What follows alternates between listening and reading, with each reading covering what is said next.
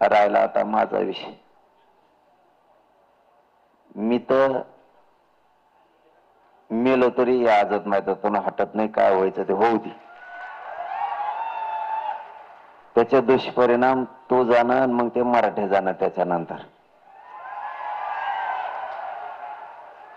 कुठल्याही स्तराला गेला तरी मी कोणत्याही टोकाला जायला तयार आहे, पण मी मागण्याची अंमलबजावणी घेतल्याशिवाय हटायला तयार नाही. मराठी काय असते हे 350 वर्षानंतर पुन्हा एकदा बघायचं असलं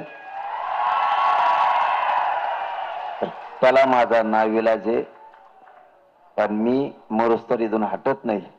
आणि मराठ्यालाही सांगतो, शेवटचं सांगतो तुम्हाला, रात्री पण शेवटच सांगितलंय. गाड्या पार्किंगला लावा, मैदानात लावा, रेल्वेना प्रवास करा, एसटीना प्रवास करा. कुठे लावू देत नसले तर ग्राउंडला वाशीला नेऊन लावा, मस्त पटांगणाला, मग या.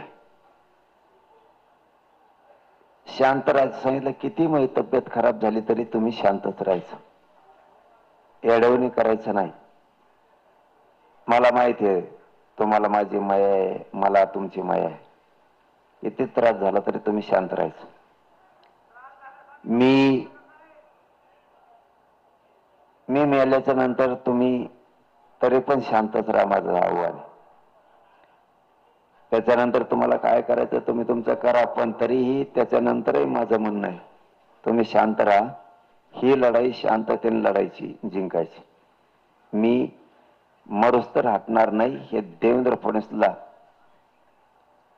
ठासून सांगतो की मी मरुस्तर मुंबई सोडत नाही. फक्त कारण करू नका. न्यायालयाच्या सगळ्या नियमाचं आपल्या पोरांनी पालन करावं, जसं रात्री केलं तसं. न्यायदेवता आपल्यासाठी आहे, गोरगरिबांचा आधार आहे, गोरगरिबांना साथ देणारी न्यायदेवता आहे. न्यायदेवता आपल्याला परवानगी देईल, आपल्या बाजूने न्यायदेवता उभा राहील.